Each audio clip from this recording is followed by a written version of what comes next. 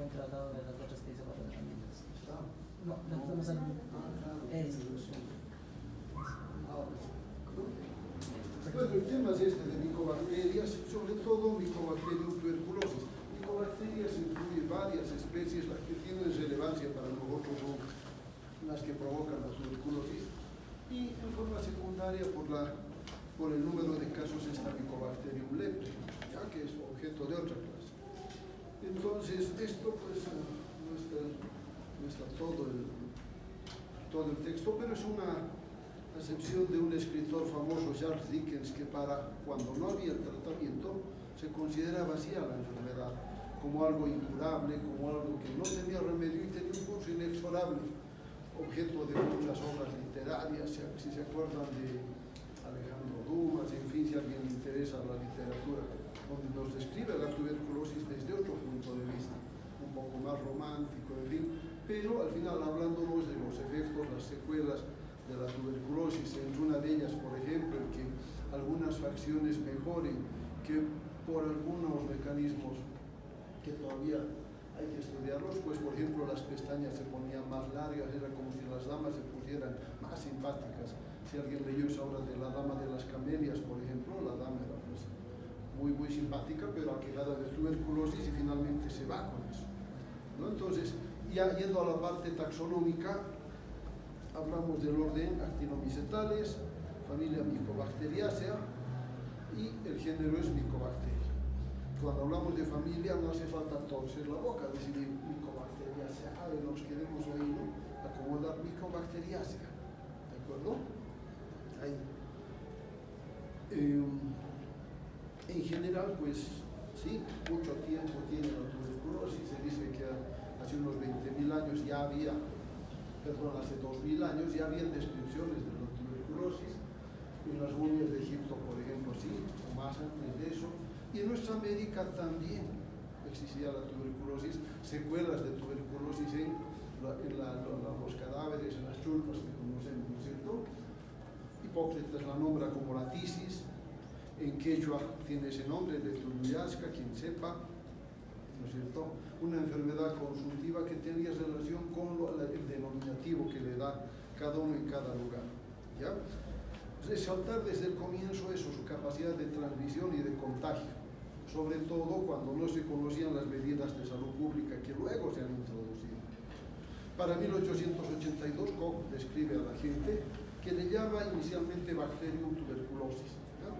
Uno de sus colaboradores más adelante, unos años después, Lehmann y Neumann, cambian al denominativo de Mycobacterium tuberculosis ya cuando se empezaban a hacer las primeras armas en la taxonomía, organizar a los microorganismos de acuerdo a sus características y similitudes, ¿de acuerdo? Entonces después se llama Mycobacterium tuberculosis. Dicen, ¿por qué Mycobacterium? Porque hablaríamos de una combinación de hongo-bacteria, por los cultivos, por algunas particularidades que tienen, que asemejan lo que los hongos nos muestran cuando desarrollan. Hay que recordar que requiere sí de técnicas especiales. Hasta ahora han escuchado del gramo, ¿no es cierto? Pero esa es la más difundida, la más conocida. Existen otras especiales, como vamos a ver más adelante, lo mismo que medios de cultivo diferentes a los medios que habitualmente conocemos, lo que van a ver en prácticas esta semana, o algunos grupos creo que ya han entrado en eso. Los medios de cultivo para Mycobacterias tienen sus particularidades. Otra particularidad es su crecimiento lento. Eso hace que, por ejemplo, en un cultivo, en los habituales esperamos 2 a 3 días y esperamos resultados, ya tenemos resultados. Con Mycobacterias no hay que esperar por lo menos 30 días o más, 30 a 45 días para ver si hay desarrollo. ¿Cuál es el problema? ¿Por qué? Porque tienen un crecimiento lento. Su tasa de replicación, que en bacterias comunes es de 20 minutos en promedio, en Mycobacterias es más larga, entre 20 a 30 horas. Imagínense, por eso es que, digamos, así dejáramos 1 o 2 bacterias en un cultivo habitual en 24 horas, esa 1 o 2 se vuelven millones. Cada una, si se acuerdan, por fisión binaria origina 2, ¿no es cierto?, 4 sucesivamente, y vemos una población, una colonia al día siguiente. En cambio, micobacteria, esa replicación tarda mucho más. Por eso es que en 2 o 3 días no vamos a ver nada, y eso no descalifica, no nos descarta el diagnóstico, pero hay que esperar. Que hay que hacer una descontaminación de las muestras para destruir a la flora que pudiera estar en esas muestras, que sabemos no se va a destruir con el descontaminado. ¿Ya? ¿Cómo se ha obviado esta parte? Se están investigando nuevas técnicas, nuevas pruebas, nuevos medios de cultivo, para que además nos permita descubrir otro tipo de micobacterias, las no tuberculosas, que pueden tener relación con la patología en los humanos. ¿Cuál es la importancia de esto, no? En un paciente que esté delicado, que esperemos 30 días, lo vamos a ver ya en su misa de mes, ¿cierto? Entonces, en muchos casos, por eso se justificaba o se justifica el empezar tratamiento aún sin confirmar el diagnóstico. En nuestro país todavía se hace eso, clínicamente. Hay indicios de tuberculosis, hay antecedente epidemiológico, algún familiar del entorno, alguien tiene tuberculosis, ese es el nexo, el COMBE positivo se llama. Luego, biológicamente hay manifestaciones, ya, bueno, hay que comenzarle hasta que tengamos el cultivo. ¿Por qué? Porque ganamos ese tiempo. Ya algunas de sus particularidades morfológicas se comportaría como un gran positivo por la presencia de peptidoglicanos en su pared. Sin embargo, no se lo considera, o sea, no se lo cuenta como gran positivo. Tiene esas particularidades. Por lo tanto, más hablamos de un bacilo ácido alcohol resistente, es lo que significa el VAR. ¿Ya? No es como el VAR del fútbol, no es como el VAR de los viernes, sino este es un bacilo ácido alcohol resistente, particularidad que tienen las micobacterias y algunos otros microorganismos. Su tamaño, hay promedios amplios, pero se lo considera pequeñito en general, entre 0,5 a 2 a 3 micros. Es decir, además de pequeño es delgado. Eso dificulta su observación. En prácticas procuramos mostrarles, no siempre se puede. Hay anécdotas que nos van a pasar cuando alguien nos quiere mostrar, sí, decimos si no estamos viendo otra cosa. ¿Ya? Se comportan como aerobios estrictos, requieren por lo tanto de oxígeno como receptor de electrones, no tienen motilidad, no producen esporas. ¿Ya? Como agentes etiológicos, hablar del reservorio que es humano, nosotros somos los hospedadores, no habría reservorios animales, resaltado en lo que es el complejo Mycobacterium tuberculosis, ¿ya? Que incluye, como pueden ver, a por lo menos 3 especies, Mycobacterium tuberculosis como tal, Mycobacterium bovis y Mycobacterium africano. ¿De acuerdo? Un recordatorio de cómo es la pared bacteriana y cómo es la pared de las micobacterias, donde vamos a ver ante todo un alto contenido de lípidos en su pared. Presencia de ácidos micólicos, micósidos, sulfolípidos, proteínas de pared, van a recordar eso por favor, ¿de acuerdo? Y luego, otra porción donde vemos este lipoadabino manano en cantidades también considerables. ¿Qué van a ser esos primeros, los lípidos, ácidos micólicos y demás? En el proceso de respuesta inmune, si se acuerdan, se produce un fagosoma que procura eliminar a la gente, ¿no es cierto? Ese proceso se interfiere por esta variedad de... que me ayuda con las cortinas, estoy con el sol de frente. Voy a estar ahí esquivando el sol. Les decía, en esa interacción inicial en presencia de la gente, vamos a ver que estos ácidos micólicos y demás interfieren y dificultan ese proceso. Un poquito más, dale hermano, por favor. El primero es ese. Ya, ahí está, muchas gracias. Ahora sí podemos hablar con calma. Entonces, desde eso también tiene relación con la resistencia al tratamiento, resistencia a los agentes. ¿De acuerdo? En cambio, el lipoadabino manano tendrá relación con ¿qué? Con la fijación de los macrófagos alveolares y de algún modo inhibir otro proceso inmunitario como es la presentación del antígeno. Se retrasa. Por lo tanto, nuestro organismo no puede reconocer tempranamente a la gente y el proceso sigue su curso, se sigue replicando y la enfermedad se puede ir instalando. amplificada su pared, como la vemos, más compleja que esto. Y había un otro cuadro para comparar cómo es, ¿no es cierto?, en los gram positivos, gram negativos, algo más complejo, y en las micobacterias mucho más compleja su pared.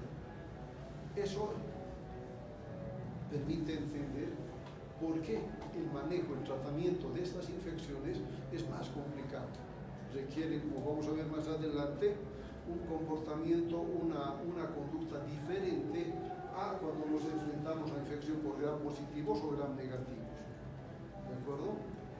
La transmisión, básicamente, por viaria, lo que vemos en el recuadro, la transmisión por gotitas de flujo, las microgotas, las que van a llegar por su tamaño hasta el espacio alveolar. ¿Qué va a pasar? En la mayoría de los casos, tras inhalación de depósito del bacilo, la exposición que hace por reacciones inmunológicas cuando estamos en condiciones, pues se elimina la bacteria y el problema pasó. Eso nos pasa, por ejemplo, como estudiantes de medicina, cuando en cuarto año vamos por el pabellón, el hospital del tórax, o ya lo conocerán a esta altura, si no lo van a conocer, en el tercer piso, creo que era el piso, colmado de pacientes tuberculosos. Y uno pensara, ¿no? Y si nos contagiamos, los exponemos. Sí. Pero la mayoría, menos mal, estamos con una inmunidad ahí conservada. Entonces ocurre eso, que nos exponemos, llega el bacilo, este se elimina. Pero bajo ciertas condiciones, donde nuestra inmunidad puede estar deprimida por ahí con algún problema de salud, o qué sé yo, nos quedamos todos los días sin almorzar porque no debemos llegar tarde, no desayunamos, en fin, eso condiciona una baja también inmunitaria, ¿no es cierto?, por desnutrición, así sea mínima, pero influye. Sí, el problema podrá ser. Y eso se va a dar más o menos 2 a 6 semanas después de la exposición, después de la infección. También está la posibilidad de que la infección aparezca la enfermedad después de años. Es la tuberculosis latente, ¿ya? En el primer caso les decía, ¿no?, los micobacterios ingresan a las vías respiratorias, llegan a los alveolos y los macrófagos alveolares que están circulando pueden lograr, pues, cumplir su finalidad. Eliminar al bacilo es lo que nos interesa, ¿no es cierto? Esa es una fotografía con microscopía electrónica de cómo es el bacilo. Les decía, más alargado que ancho, delgado pero largo. Cuando se da la infección, entonces, algunos macrófagos, dependiendo de nuestras condiciones, no van a ser suficientes para limitar la infección en una primera instancia, ¿no? Entonces ahí eso permite que el bacilo se replique y en algún lugar de pulmones, como hay un producto, se forme lo que se llama el complejo de Gom. Es decir, se asienta ahí en ese lugar por algún motivo, de repente algún accidente, algo pasó para que ese lugar no sea tan funcional. No es que estemos deprimidos inmunológicamente, sino que a ese lugar no han llegado la cantidad necesaria de macrófagos, por ejemplo. No han funcionado los mecanismos de defensa. Por lo tanto, ahí van a proliferar los bacilos. ¿De acuerdo? Lo que podemos ver acá también ampliado. Entonces, ese proceso de fagocitar, además, si fue insuficiente, va a permitir que se formen estos granulomas, lo que habíamos visto en la anterior. Esos focos, si quieren, ese espacio circular abajo, se conoce como granuloma, que contiene el bacilo, células muertas, tejido necrótico, y a eso se le llama un proceso inicial como necrosis gaseosa. El tejido se vuelve como queso, así. No es duro, pero es consistente, es una consistencia firme. A eso le llaman, les decía, el complejo, el foco de Gom, porque está, ¿no es cierto?, un foco pulmonar inicial, ¿ya? ¿Qué factores influirán en este caso? Decíamos, al formarse el complejo de Gom, la presión de oxígeno ha de bajar, decíamos, es aerobio, requiere de oxígeno. Por lo tanto, eso influye para que también su crecimiento se haya visto inhibido. Y también los cambios en el pH. Un pH ácido va a limitar su crecimiento, ¿ya? Eso hará que en algunos casos ese complejo de Gom permita que el foco complejo de Gong, permita que los bacilos se mantengan viables durante mucho tiempo, pueden ser meses, años, dependiendo de las condiciones de cada paciente. ¿Ya? Eso ocurre en la mayoría. No todos pasan por ese proceso. ¿Ya? En cambio, la enfermedad se va a dar cuando la respuesta es a todas luces insuficiente, ¿no? Entonces, eso les decía en términos de semanas, meses, hasta 2 años después de la exposición, se van a provocar las lesiones. Si vemos allá, en una tuberculosis latente va a estar el complejo de Gong ahí, ¿no? Que les señalábamos ahí, ¿no? En cambio, en la enfermedad, el área afectada se ha de extender. En esa área afectada incluso llegan a formarse, se llaman huecos, cavernas se les llama, por la necrosis del tejido. Obviamente esas cavernas dejan de ser funcionales, es alguien que progresivamente tiene restricciones de la capacidad ventilatoria, etc. ¿Por qué? Porque la enfermedad se ha establecido. ¿De acuerdo? Dentro de ese proceso, les decía, la exposición, ¿no es cierto?, la formación del complejo de Gong, el desarrollo de la enfermedad, 2 caminos pueden haber, les decía, ¿no? Por un lado, que el complejo de Gong permita que se mantenga latente el problema o que siga un curso. En ambos casos, con mayor o menor duración, ya sea que vayamos por su derecha o por la izquierda, el resultado, si es que no se toman medidas, va a ser el deceso de la paciente, ¿no? Siguiendo un proceso que ha de tener sus diferencias de acuerdo a cada paciente, ¿no? Son las lesiones de imagen radiológica señalada con la flechita, ese complejo de Gong, ¿no es cierto? Y estas las lesiones en vivo, en una pieza anatómica, obviamente, ¿no es cierto?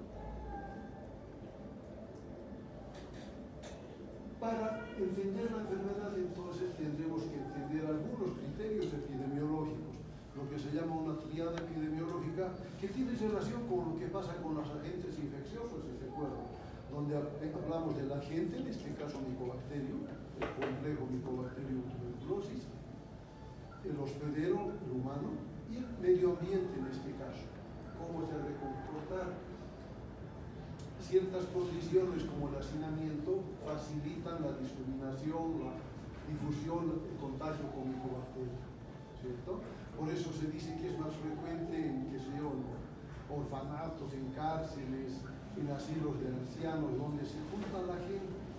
Lo que digamos ahora pasa, por ejemplo, con las infecciones respiratorias, en pequeñitos, en el kinder, en el colegio, están hacinados. No todo el tiempo, pero se juntan mucho. Uno que esté contagiado de algo, que esté con alguna infección, la disemina pues en el lugar, y por eso es frecuente que entre niños de esta época varios se contagian, ¿no es cierto? Entonces hay lugares donde ese hacinamiento puede influir, ¿ya?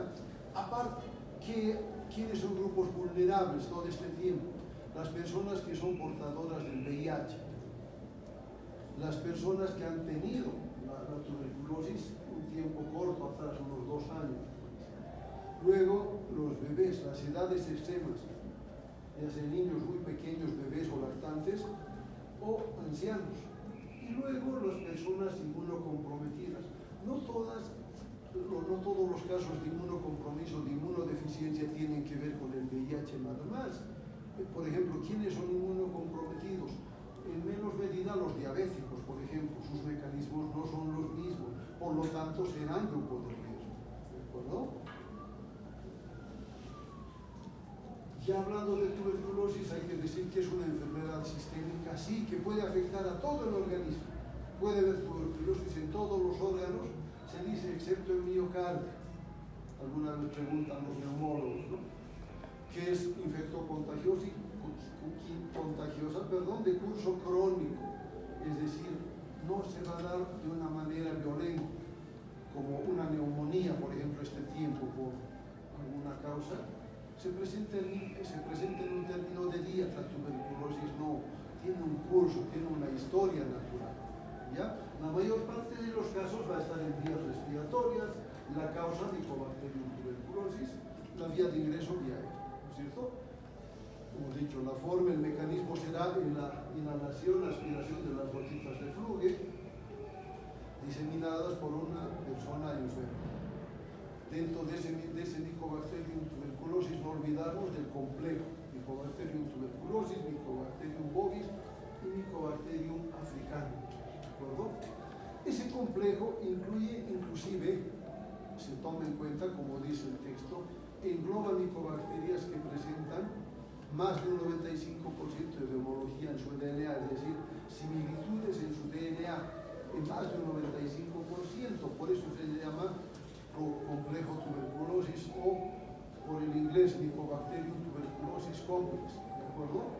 Lo que les decía, el bovis tuberculosis, el africanum, y también está, por ejemplo, dentro de estos el Mycobacterium bovis, la variedad BCG, la cepa variada que se utiliza para la vacunación, y algunas otras como este microtic, que puede estar en algunos animales o este canario. ¿De acuerdo?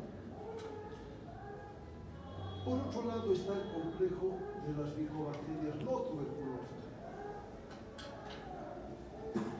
Este es un grupo de micobacterias que provocan infecciones no idénticas a las de la tuberculosis. Pueden tener diferencias, por eso también se le llamaba, ¿no?, micobacterias diferentes al complejo tuberculoso. Por eso en inglés usan este acrónimo de MOTT. Para nosotros son las no tuberculosas o atípicas, también le llamamos. Estas se las puede encontrar en diferentes lugares, ya no solo en el humano, pueden estar como reservorios en objetos, si se fijan, en aguas, cañerías, en hospitales, en el suelo. Es un grupo, como dice esto, muy heterogéneo, que no se lo puede sistematizar como el complejo tuberculosis, ¿no es cierto? Por eso se habla de micobacterias no tuberculosas. ¿Cuándo adquiere importancia este grupo? A partir de que, por ejemplo, por las medidas de control, tratamiento, la tuberculosis estaba bajando en incidencia. Pero ahí aparece el VIH, que nos plantea, nos configura otro panorama epidemiológico. Con la aparición del VIH, el SIDA, mucha gente estaba inmunocomprometida, hemos visto grupos de riesgo principal, pacientes con VIH. Entonces ahí se encuentran infecciones que no son las típicas. Al hacer el estudio se encuentran otro grupo de especies que tenían relación con la infección parecida a la tuberculosis. Por eso la clasificación del Mycobacterium no tuberculosis. ¿Ya?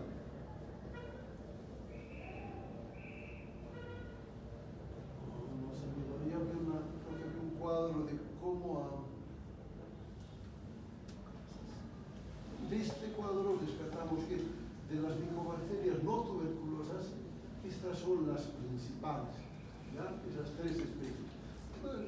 En el examen, por si acaso, no incidimos en esto, solo es importante que tomen en cuenta que hay eso, el complejo no, o micobacterias no tuberculosas, tres especies, está Avium, Kansas y Gordone, que tienen sus particularidades, no son las únicas, por eso hablamos de otras, ¿no? Manid, lumulceras que provocan infecciones en piel, enfermedades en piel, en fin, pero que, les decía, su significación epidemiológica no es la misma, mucho menor con casos aislados, casos que se ven de manera rara cuando sobre todo nos enfrentamos o estamos manejando a pacientes con el VIH, ¿de acuerdo? Ya me acordé, el cuadro que falta era una, no salió por el tamaño del lecho, era una lista larga de las micobacterias no tuberculosas, y de eso por eso rescatábamos las principales. Ya por algún motivo no se ha copiado. Pasa que manejo esto en CD, olvidé el CD, lo hemos tenido que descargar del celular, hacer peripecias, y por eso es que, digamos, no las hemos podido ver. Hablamos de su clínica, los signos y síntomas, ¿no? Unos serán los que vemos a nivel pulmonar y otros a nivel general. A nivel general, ¿qué nos hace sospechar de tuberculosis? La fiebre, pero que va a haber en cualquier problema. Una gripe presenta fiebre. Una infección de piel, hay fiebre. Es inespecífico. Pero se le suman a esto, digamos, la diapólisis nocturna, que es la sudoración nocturna. Eso será normal, digamos, en épocas como el verano, donde hace calor, cierto, ¿no? Pero hay gente que todo el tiempo tiene ese problema. La sudoración nocturna. Que hay el malestar inespecífico, pero ya vamos sumando cuadros. La astenia es la falta, el desánimo, ¿de acuerdo? La falta de el desgano que podríamos llamar. La dinamia tiene que ver con lo mismo. La pérdida de peso progresiva nos orientan a pensar que hay algún problema, ¿de acuerdo? Lo mismo que la falta de apetito, la anorexia. A eso le sumamos manifestaciones pulmonares, ¿no? Una tos persistente que dice 3 semanas o más. Eso hace que califiquemos a estos pacientes. Cuando vemos una tos persistente se habla del sintomático respiratorio, que es el que tiene una tos persistente 2 o más semanas. Un sintomático respiratorio es sospechoso de tuberculosis si le sumamos otros factores. Si además hay expectoración, mucho más, ya a esa expectoración le vemos estrías sanguinolentas, eso es la hemoptisis, la expectoración con sangre. Puede ser en hilos o puede ser a veces mayor cantidad, esa es la hemoptisis. Luego el dolor torácico por las lesiones en pulmones y las dificultades, las restricciones respiratorias. Con todo eso, sí sospechamos, no estamos confirmando, ¿no es cierto? Porque puede haber enfermedad extrapulmonar, menos frecuente, pero es posible, ¿no? Y si se fijan en el listado, podemos ver en todos los lugares. ¿Por qué? Porque la infección se ha determinado, como decíamos al comienzo, es una enfermedad sistémica que afecta a todo el organismo. Puede tener todas esas localizaciones. La más frecuente, dicen, después de la pulmonar es la gastrointestinal. Quienes se dedican a la cirugía a veces se encuentran con sorpresas que habían sido por tuberculosis. Para nosotros en ginecología, si bien no está acá, puede influir. Hablamos de aparato geniturinario, hay lesiones típicas, en fin, pero de menor frecuencia que la tuberculosis pulmonar. Eso, por favor, tomar en cuenta. Para el diagnóstico, ¿qué haremos entonces? Como muestras diferentes, ¿no? Fluidos, esputo, orina, puede haber tuberculosis renal o vesical, el material de los abscesos, biopsias, ya saben cómo se hacen las tomas de muestra. ¿Qué hacemos? Seguir una secuencia. Primero, la coloración con la tinción Ziel-Nielsen. Hacemos la baciloscopía buscando los bacilos ácido alcohol resistentes. Posteriormente, ¿qué hacemos? El cultivo en un medio específico, como es este Lowenstein-Jameson, ¿de acuerdo? Que se incuba, ya les decía, 30 a 90 días. 30 días la primera lectura, si es negativa, hasta 90 días esperamos para decir es negativo, recién, imagínense, ¿no? Lo que se logre en el cultivo, el desarrollo, se somete otra vez a la coloración, a la tinción Ziel-Nielsen, y ahí se hace un antibiograma para establecer la susceptibilidad, ¿de acuerdo?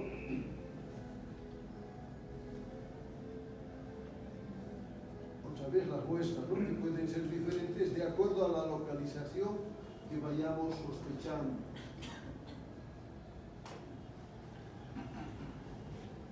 Cuando hacemos la baciloscopía, se toman en cuenta algunos criterios. ¿Para qué? Para cuantificar. No se ve mucho en este cuadro, es así como se las ve de ese color un tanto rojizo a los bacilos. ¿De acuerdo? Y eso dificulta. Aquí mucho menos, ¿no es cierto? Por allá arriba se ve algo más. Entonces, no solo decir hay bacilos, se hace un recuento. ¿Y eso cómo se hace? Ver por lo menos 100 campos. Y está hacia abajo, ¿no es cierto? La interpretación de esa baciloscopía. En prácticas la vamos a ver de nuevo. En el examen no vamos a preguntarles eso, porque acaso todavía no, tal vez en práctica. Y alternativamente acá nos habla de una otra tinción, se llama la tinción en frío, la baciloscopía en frío, que se llama la técnica o la tinción de Quinio, ¿ya? Donde en lugar, vamos a ver igual la parte técnica, cómo se hace, se utiliza el fenol en vez de usar calor, ¿de acuerdo? Se van a acordar de este Quinio.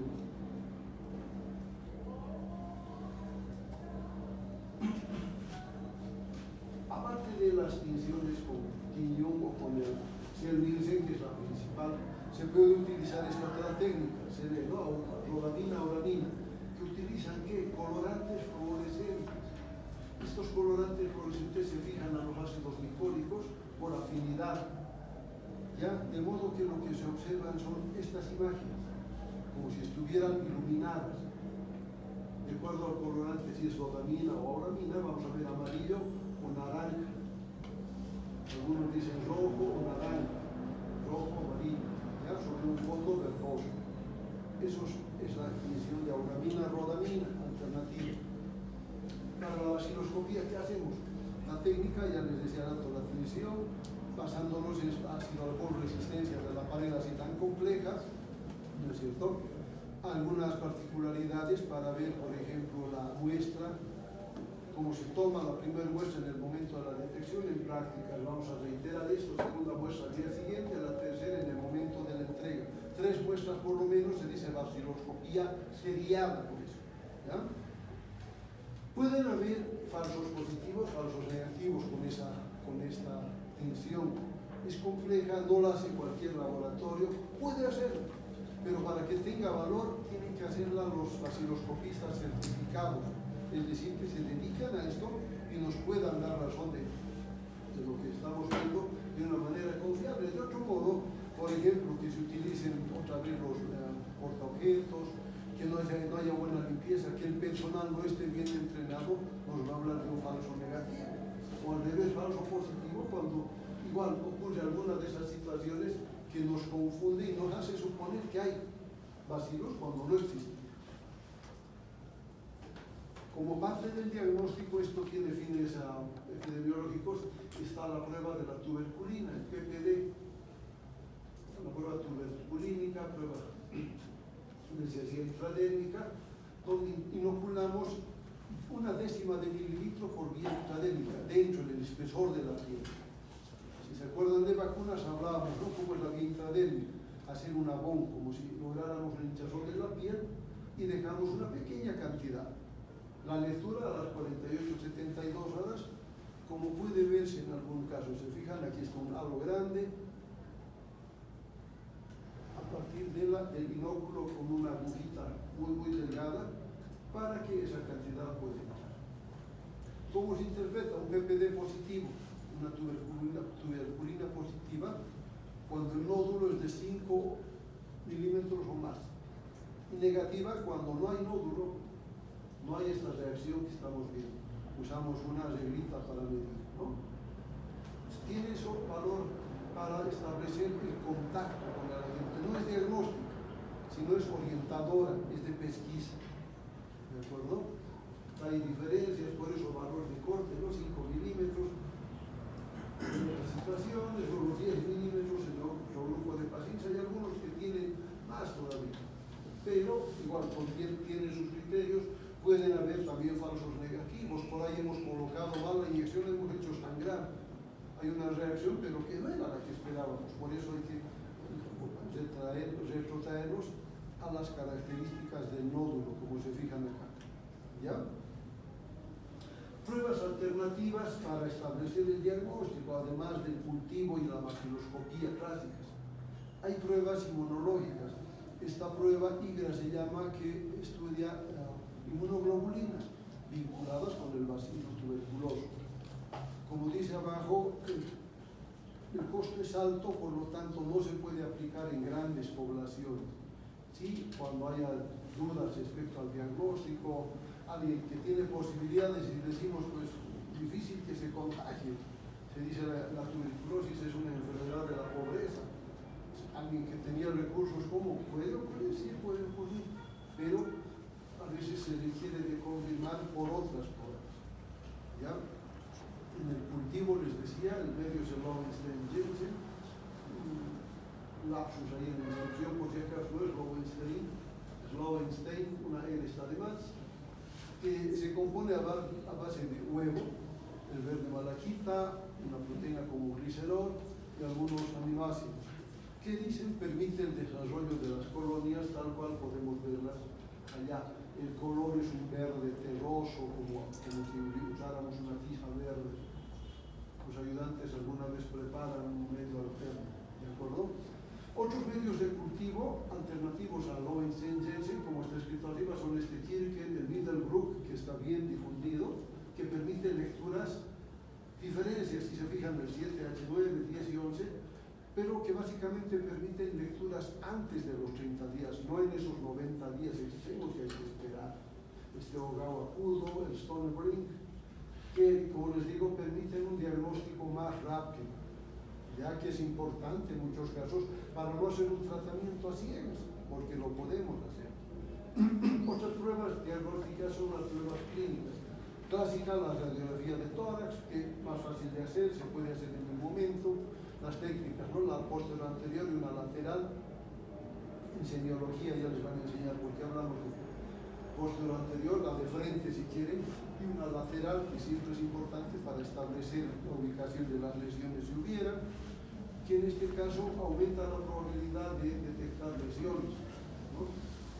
Y importante lo que les decía, cuando no se puede confirmar por el laboratorio, pero la clínica es importante. En nuestro medio sí, en mi caso sabían de esos que tienen lesiones radiológicas, pero la prueba todavía no está. Entonces le sumamos epidemiología, clínica, antecedentes, sintomático respiratorio, etc. Entonces ya, sí, ¿no es cierto?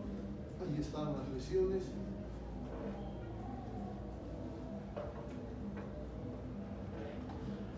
Se habla de un compromiso primero del ilio, las lesiones ya de las cavernas se ven de otra manera. Les decía de otras pruebas diagnósticas, también se puede hacer la cromatografía. Luego las pruebas moleculares que ahora nos dan una confiabilidad mayor, como la PCR, la secuenciación del ADN, la hibridación. Con estas pruebas tenemos, les decía, más confiabilidad, entre ellas igual la PCR en tiempo real, que progresivamente se están incorporando al arsenal. Ya no es tan raro saber dónde hay un termociclador, se llama, por el coronavirus han llegado varios. Es cambiar de sustrato, cambiar el kit de diagnóstico para ir a buscar, en este caso, secuencias del Mycobacterium tuberculosis. En el tratamiento, lo que les decía, no se utiliza uno solo, utilizamos por lo menos 4, un tratamiento tetra asociado. Hay esquemas ya que tiene el ministerio. Estos tratamientos de primera línea, se van a acordar de los 5, son gratuitos. ¿Qué significa? El ministerio tiene un programa, no le hago propaganda por si acaso, sino son programas que tienen mucho tiempo, pero con la finalidad de controlar que la tuberculosis se cura. Como dice, si termina el tratamiento hay que insistir en eso con los pacientes. Con alguno de estos 4 o con 4 de estos 5 sí se puede curar. Ya incluimos acá uno que lo he ido dejando este efecto visible, que era bien desagradable, había que colocar una por día. Se ha dejado para una segunda línea y los otros 4 sí se utilizan. Hay esquemas de 6 meses, hay otros de 8 meses. ¿Qué nos interesa? Que se cumpla el tratamiento. ¿Ya? Entonces, todos estos, hay una fase intensiva, se dice de 2 meses, y luego una de 4 a 7 meses que utiliza ya 2 de estos agentes. En la primera fase utilizamos 4, por eso se llama tetra asociado. ¿Ya? Se van a acordar de cuáles eran. Porque luego hay los tratamientos de segunda línea, donde utilizamos otros agentes, ahí está otra vez esta estreptomicina, que sí hay que usar, otros antibióticos que nos han visto son aminoglucósidos, algunos las quinolonas pueden servir también, luego otros agentes para esa segunda línea, pero que son más caros. Por lo tanto, el programa no siempre tiene para suministrar y el paciente tiene que comprarse. Imagínense un tratamiento de 7-8 meses, muy oneroso. Luego hay medicamentos que se está buscando, ¿no? Que puedan tener efecto, nuevos medicamentos que están en desarrollo. Nos quedamos con primera y segunda línea. Que es importante que como médicos, como estudiantes ya podemos hacer eso. Si tenemos conocimiento de un paciente con tuberculosis, insistir en esa obediencia terapéutica. ¿Qué significa? Que cumpla su tratamiento, que cumpla su esquema. Es más, se hablaba de una técnica, en español es terapia observada directamente, en inglés es el DOT o DOTS. Tal vez van a escuchar, si alguien lee el libro de tuberculosis, que básicamente es la supervisión del tratamiento en forma directa. ¿Qué se hacía antes? Digamos, para los 2 meses el paciente vive lejos en un pueblo, no tome sus 60 pastillas del uno, 60 del otro, de los 4. Es más, si era con inyección sus 60 inyecciones. se colocaba una semana, tomaban 2, ya estoy mejor, chao. Resultados, recaídas, ya no servían los primeros, hay que ir con segunda línea, o lo peor, se enfermaban y con eso se iban esos pacientes, una pérdida, ¿no es cierto? Entonces, ¿qué se hace ahora? Tiene que estar cada día, si vive muy lejos hay personal que va y les da, pero delante suyo tiene que tomar sus pastillas, la supervisión directa. ¿Ha tenido mejores resultados? Sí. Con decirles que esto, por ejemplo, aumenta la posibilidad de completar tratamiento y obviamente de mejora. En los Estados Unidos, saben el drama de los migrantes, los que quieren entrar, ¿no es cierto? Alguien entra, lo captura, no es que vayan y lo boten de un puntazo a la frontera, le hacen pruebas para tuberculosis. Y si tiene tuberculosis, se queda no recluido, pero prácticamente igual encerrado. Le hacen tratamiento, cuando completa el tratamiento, recién ahora sí, fuera a su país, pero le han hecho el tratamiento. ¿Por qué? Porque se va a volver a intentar entrar a Estados Unidos y si está infectado, si tiene unas cepas resistentes, es un riesgo para su población. Entonces todavía eso no se escribe, obviamente, pero es así. Le hacen un bien, aunque no quiera, de acuerdo, pero con la discusión, ¿no?, de hasta dónde se respetan sus derechos, en fin, pero se hace. ¿Por qué? Porque ese tratamiento directamente supervisado tiene su resultado. ¿No? Algunas consideraciones respecto a cómo se comporta la tuberculosis actualmente. Es significativo el problema, sobre todo en países pobres, ¿no? Para nuestro país, fíjense el rango de tasas por 100.000 habitantes, nosotros hemos cambiado de color y estamos por acá. Esto es de hace unos 10 años. Revisando datos, nosotros tenemos ahorita una tasa de 67 casos por 100.000 habitantes. Estaríamos ya como Paraguay, como Brasil, pero aún así es significativo. Lo que les decía, la vacunación, el vacino campeón general, por eso le llamamos BCG, tiene algunos efectos adversos, básicamente a todos los han colocado. En Bolivia pues, se conoce desde 1880, se ha extendido a partir de la guerra de Chaco, porque se ha puesto más